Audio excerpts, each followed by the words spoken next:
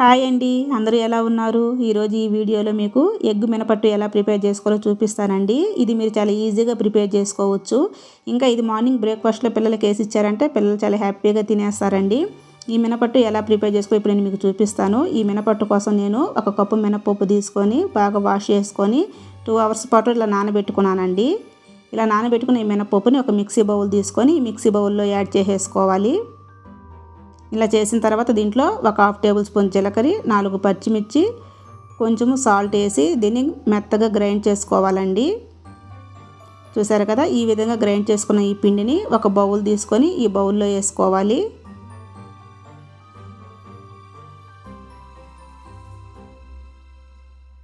ఈ విధంగా పిండి మొత్తం యాడ్ చేసిన తర్వాత దీంట్లో ఒక 1/2 టేబుల్ స్పూను మిరియాల పొడి, తర్వాత ఒక ఆనియన్ కట్ చేసి వేసుకున్నానండి. తర్వాత కొంచెం చిటికెడు వంట సోడా వేసుకొని ఈ పిండి మొత్తాన్ని బాగా కలిపేసుకోవాలండి. చూసారు కదా, ఇలా కలిసిన పిండిలో 2 ఎగ్స్ వేసుకుందామండి. 1 కప్పు మినపప్పుకి 2 ఎగ్స్ సరిపోతాయి.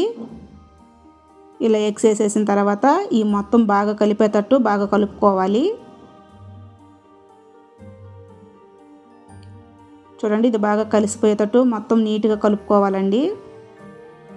ఇలా కలిపిన తర్వాత దీంట్లో మనం సన్నగా తరిగి పెట్టుకున్న కొత్తిమీర వేసుకోవాలండి. వేసి మరొకసారి బాగా కలుపుకోవాలి. చూసారు కదా, ఇలా కలిపిన తర్వాత ఇప్పుడు స్టవ్ వెలిగించి కడాయి పెట్టుకొని దీంట్లో ఒక 3 టేబుల్ స్పూన్ దాకా ఆయిల్ వేసుకోవాలండి. ఇప్పుడు ఆయిల్ హీట్ ఎక్కిందండి. దీన్ని పెను మొత్తానికి ఇలా ఒకసారి స్ప్రెడ్ చేసుకోవాలి. ఇలా చేసిన తర్వాత మనం కలిపి పెట్టుకున్న ఈ పిండిని ఈ ఆయిల్లో వేసేసుకోవాలండి.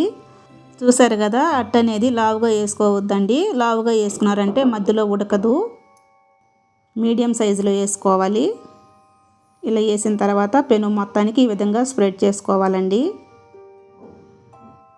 ఇలా చేసేసి దీన్ని ఒక 3-4 నిమిషాల పాటు మూత పెట్టి లో ఫ్లేమ్లో ఉడికించుకోవాలి. హైలో పెట్టారంటే అట్ట అనేది మాటిపోతుందండి, లోపల ఉడకదు.